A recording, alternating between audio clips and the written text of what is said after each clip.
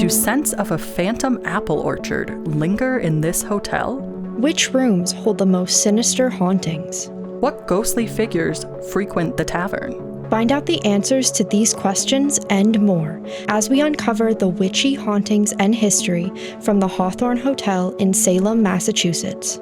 I'm Sarah. And I'm Erica. And this is The Haunted Atlas, a Haunted U.S. podcast.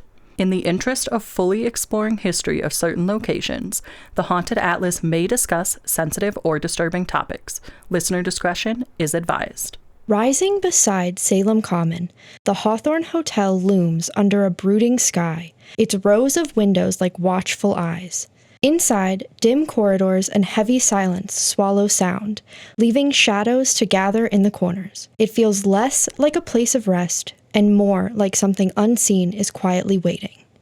So, buildings all throughout Salem, Massachusetts have been around since what's called the first period houses, and they're titled that way because they were constructed during the first century of English settlement. Oh, that makes sense, I guess, because Plymouth Rock, close-ish to Salem. Yes.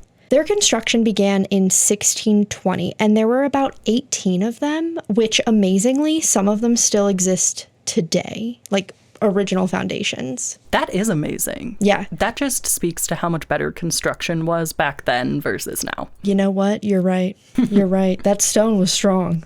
Our history actually begins with a person, Bridget Bishop, who was accused of witchcraft during the Salem Witch Trials, and she was actually the first woman who was executed during the trials.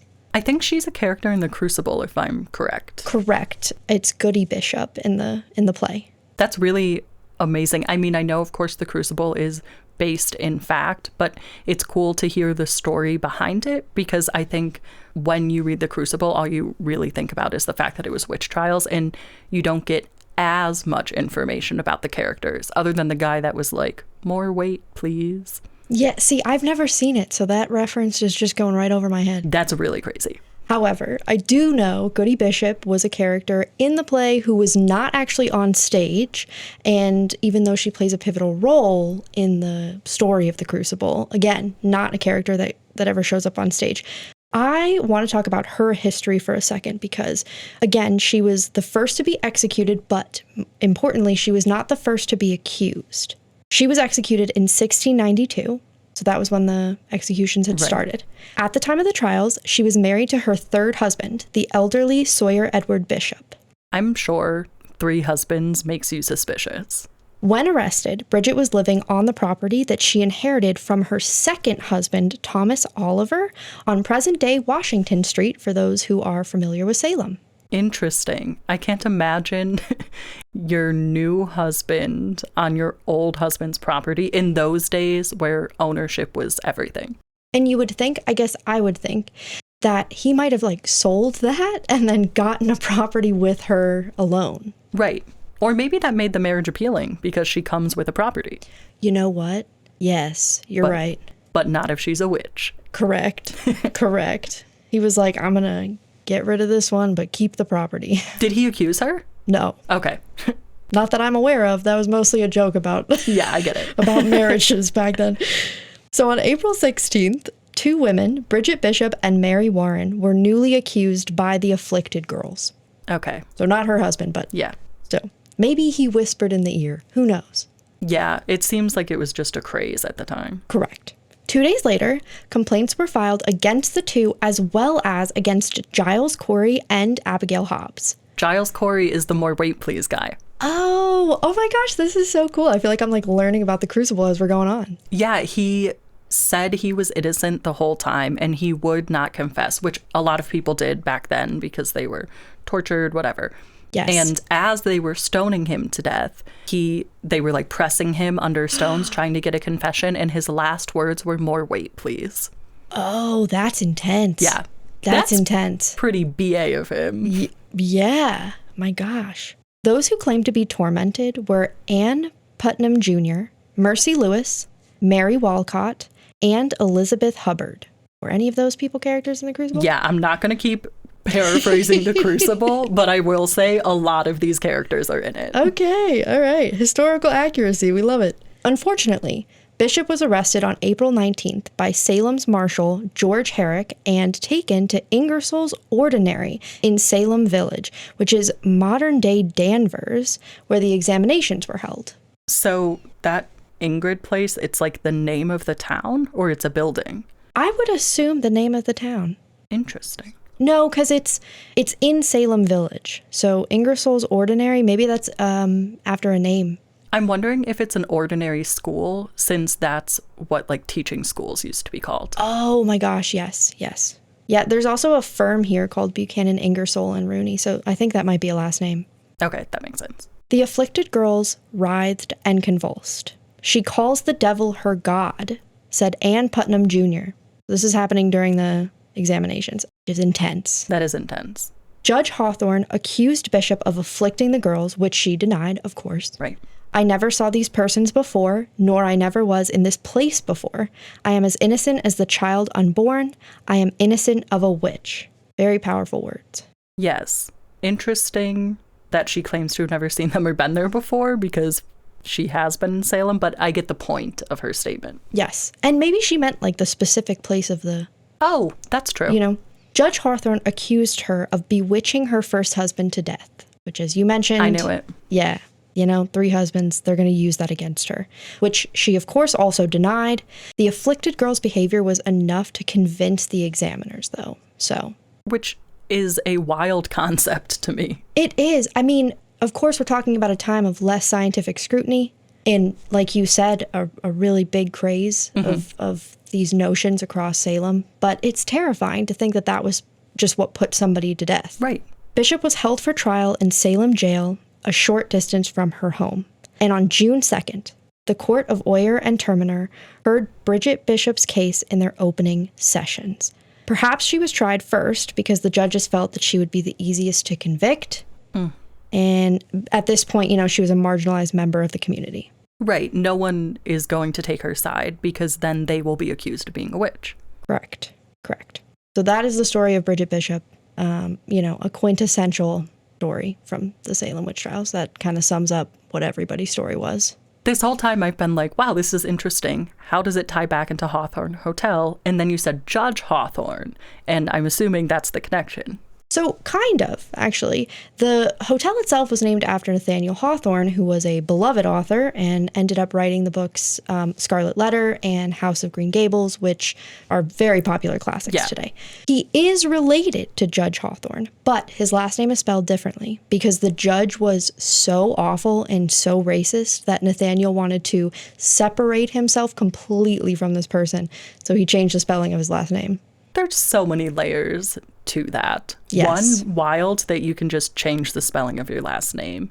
2, wild that someone was so racist and awful back then that you had to distance yourself from them. I mean, being the judge for the witch trials, I'm sure that a lot of people had differing opinions and things like that, but what an interesting piece of history. Right.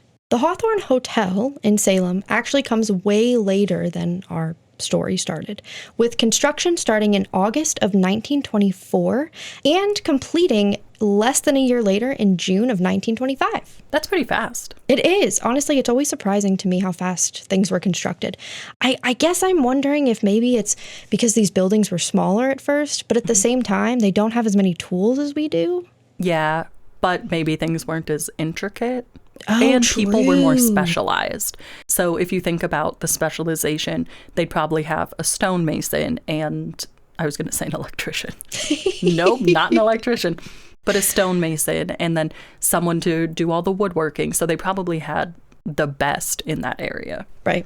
Now, mid-1920s in Salem at this time, they're trying to preserve the historic nature of the buildings.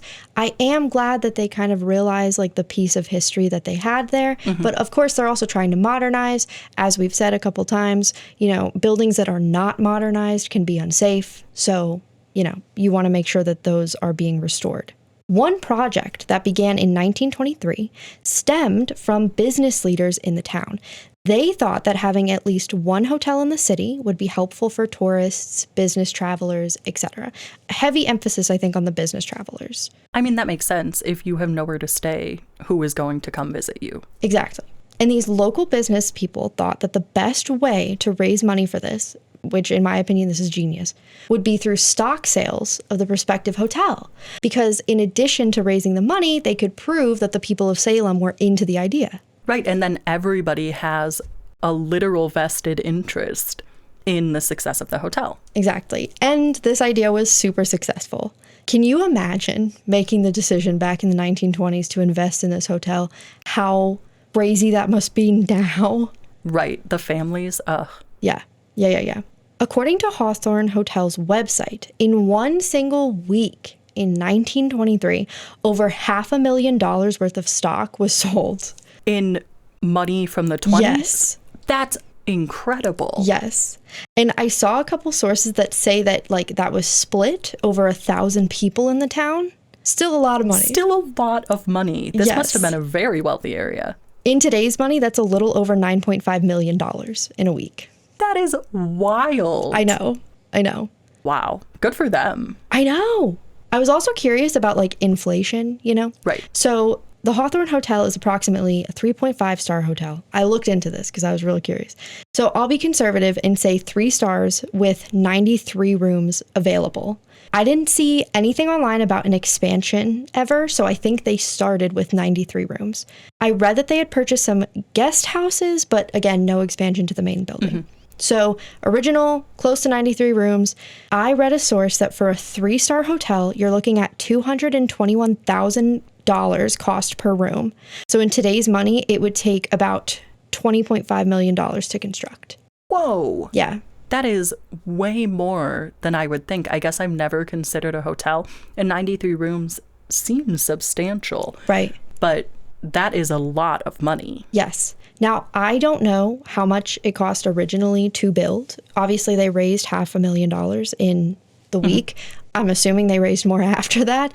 But if you think about it, like in today's money, that's $9.5 million. That's not even half of what the hotel cost to build. So inflation's kind of crazy. Yeah. The town was so excited about this hotel opening in June 1925. They actually held a parade through town coupled with a flag-raising ceremony on the day of the opening. That makes a lot of sense. They all want the hotel to do well, so they get good return on their stock. Exactly. And the name was chosen, again, for Nathaniel Hawthorne, but specifically because of the location. It ended up being built close to the home that Nathaniel Hawthorne was born in. Is that the House of Seven Gables? Yes, it is. Thought so, based on the book. Yes. For the next couple of decades, there were small changes to the structure of the hotel that I still think are important to mention. So in 1940, it bought the Crown and Shield Bentley House. It didn't really do anything with it from what I could read, but then the Crown and Shield Bentley House was donated to the Essex Institute. I couldn't find a reason as to why. Like, I don't know what the process was. Mm-hmm. I'm assuming maybe thoughts of a guest house.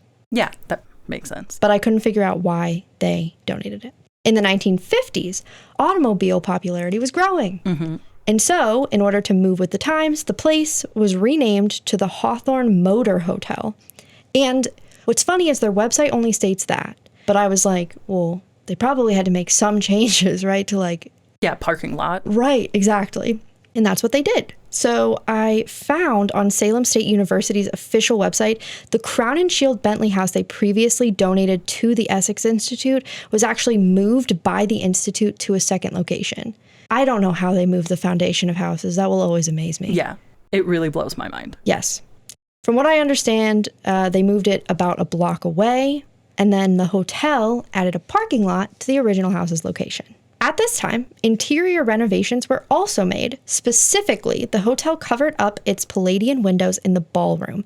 And for those who are unaware, Palladian windows are the ones with a large central arched window in the middle and 2 flanking windows that are narrow and rectangular in shape and like shorter than the middle arch. Mm-hmm.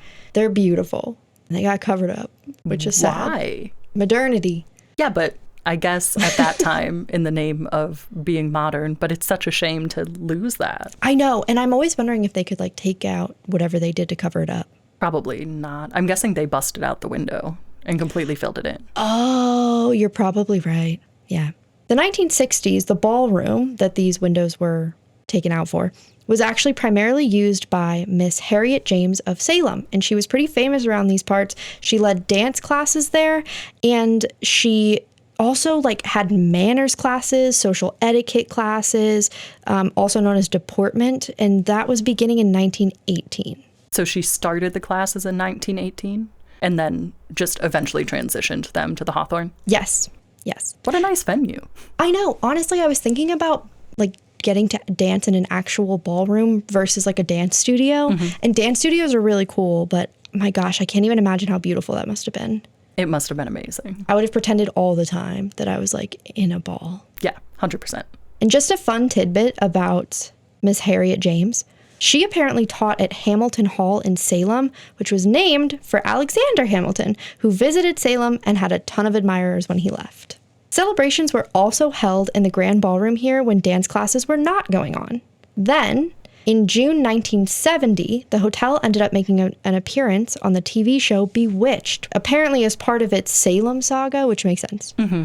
Yeah, that's the, wiggle your nose. Yes. Mm-hmm. Yes. At some point in the 80s, then, it was renamed the Hawthorne Inn because motor hotels were becoming less of a thing in U.S. culture. And then, in 1989, it was officially renamed back to the Hawthorne Hotel. Yeah, when I think of an inn, I think of smaller, cozier. When I think of hotel, I think more grand. Exactly. And honestly, all of these things that occurred from the 1940s to 1980s, I feel really cemented the hotel in Salem's history. Mm-hmm. Because it really shows you how history across the United States really just changed over time. What was important to people, what mattered, Yeah, that's actually a really good point. It's a study in the development of a town. Yeah. Its history still continues through the modern times, and I thought it would be fun to kind of rapid-fire dates from the 1990s until now, because there were some cool tidbits of information, again, on the official website. So 1990, a seance on October 30th occurs to try to contact Harry Houdini on the 64th anniversary of his death. Mm-hmm. I do think we will be talking about that later. No way. It was apparently unsuccessful, though. I guess. We'll see. Stay tuned. See, you know what? I'm pumped. I guess at some point Houdini had visited and a pair of his handcuffs were with the former Essex Institute, which at this point had combined with another group to form the Peabody Essex Museum that's in Salem. 2001, Bill Clinton visits. There's no real story here. I just thought that was interesting. I mean, I always think it's interesting, high-profile people. Yes. 2003, the hotel buys the Susanna Flint guest house to expand. That's pretty recent. Yes, honestly, we're getting into modern history. 2015, Robert De Niro and Jennifer Lawrence visit to shoot some scenes from their film Joy, which I have not seen. I've never seen that. Me either. And then 2025, of course, it's their 100-year anniversary. Though one could argue that the older first period houses in Salem have more historical value than the later constructed Hawthorne Hotel, it can't be argued that this hotel holds more significance in regard to the paranormal phenomena felt throughout Salem. Hey guys, I'm Tommy from Tommy Cullum's Let's Get Freaky podcast, where we talk to real people and have real conversations about paranormal experiences, including ghosts, cryptids, UFOs, and all high strangeness, and even a little bit of conspiracy too. So if you enjoy these freaky conversations, check us out on Apple Podcasts, Spotify, Amazon Music, or wherever you listen to podcasts. We're also available to watch on YouTube. Tommy Cullum's Let's Get Freaky. A historical hotel like the Hawthorne Hotel that is located in one of the most famously paranormal cities in America is bound to have ghostly claims. Of course, it wouldn't be Salem without a witch trials connection. Right. The witch, in quotes, in this story is, drumroll, Bridget Bishop. Right. And actually, she had an apple farm where the hotel now stands. Oh, okay. And that was part of the land from one of her marriages. It is so interesting to me how, as we move forward in history, we probably don't know what was on the land before all the buildings got here. Mm-hmm. How many farmlands must have just been picked up, because got bought out, etc. That's why I always say that all land is haunted, because you have the native people that lived here, then farmers, then we have things like the Industrial Revolution that led to more permanent properties and more industrial things. Right. Who knows what was actually on each piece of land? It depends on how well records were kept. So the whole time I was waiting for you to say, and Bridget's apple orchard. But there's so much else about her that's interesting. Visitors to the hotel actually report the smell of fresh apples in the lobby and the upstairs hallways. Fresh apples is like one of the best smells ever. That is correct. Yeah. It's also very distinct. Yes, I was going to say, like, it cannot be mistaken. If you've ever been to a real apple orchard, you know. I mean, it is such a distinct smell. And there are many layers to this claim, because I am always skeptical of scents. Mm-hmm. But it's not like it's cigar smoke or something that could be in the materials there. It's from an orchard that predated the building. Yes.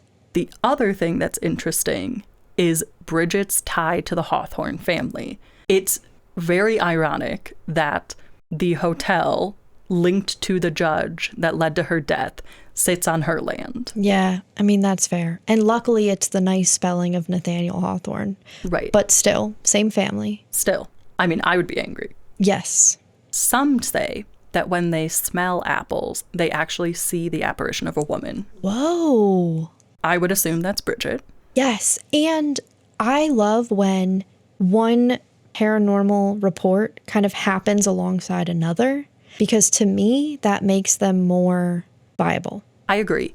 I especially love that it's so related because, of course, perfume, or like I said previously, cigar smoke, can be smelled and seen in connection to an apparition. I already think that that makes the claim stronger. Mm-hmm. But the fact that we know it was her land and we know it was an apple orchard and we're seeing this apparition of her, it all can be historically validated. Yes. Not that we know for certain the ghost is Bridget, but it's a likely claim based on the historical evidence. I would like to think that Bridget is at peace and somehow still has her apple orchard there, even though the hotel is on the land and she's just picking apples forever. Not much is said about the demeanor of the apparition when it's seen. That's kind of interesting because I feel like that's usually the opposite. I feel like most people notice the demeanor of an apparition first, you know? I think only if it's significant. So if she's just there and she's not sad or happy or screaming, it might just go unnoted. And I wonder if she's so neutral that some people might not even realize she's an apparition. That's interesting, especially in historical towns like this where there are a lot of reenactors.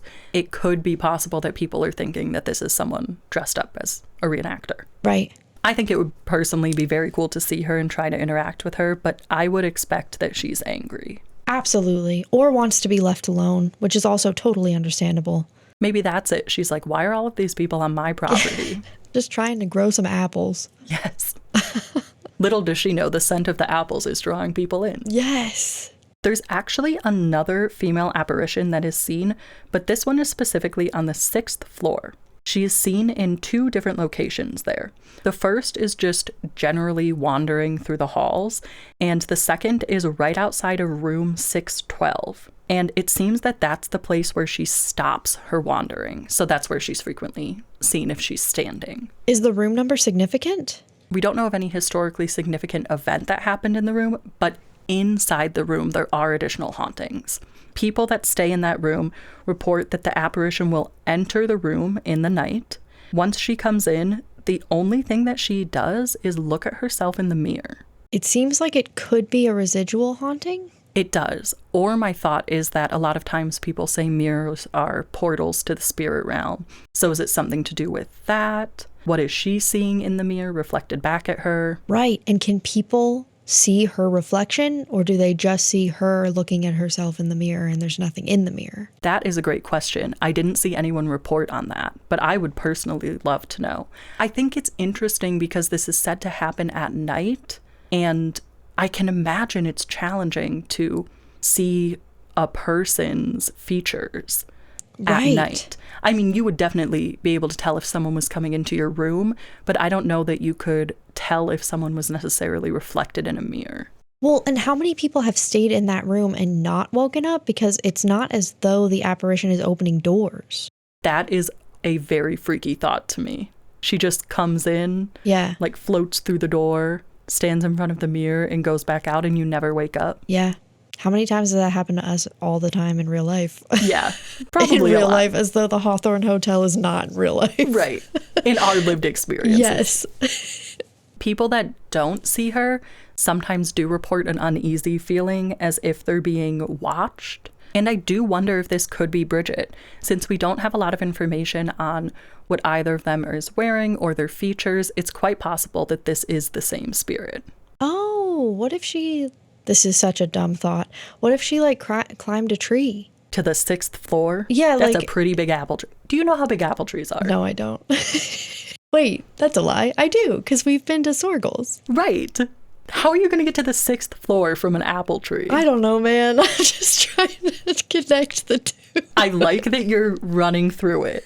I think it's more likely that it's either one, someone else, or two, it's Bridget, and she's looking in the mirror like, what has happened? Oh, yeah, but why 612? That I don't have an answer for. Yeah, that seems like, if it is Bridget, an insignificant room number. Right.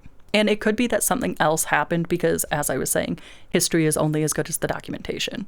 Yeah, as I went through, there's a lot of stuff happening throughout the time there. This spirit apparition could be from the 1900s rather than the 1600s. Or it could be another woman accused of witchcraft. Yeah. Or it could be one of the afflicted girls that made false claims. There are so many things that it could be. With no one seeing definitive features on her that I could find, it really leaves the door open because we also don't know what period of time she is dressed as.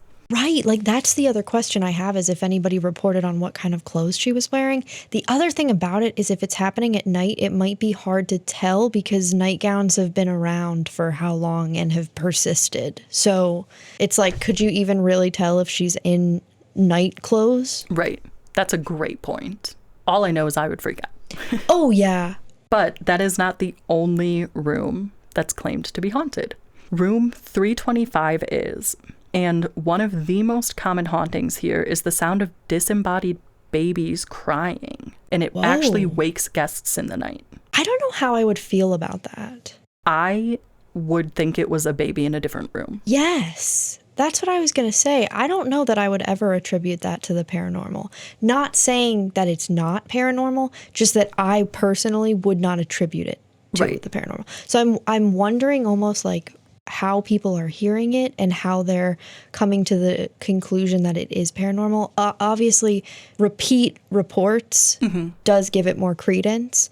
It's just I would never think that.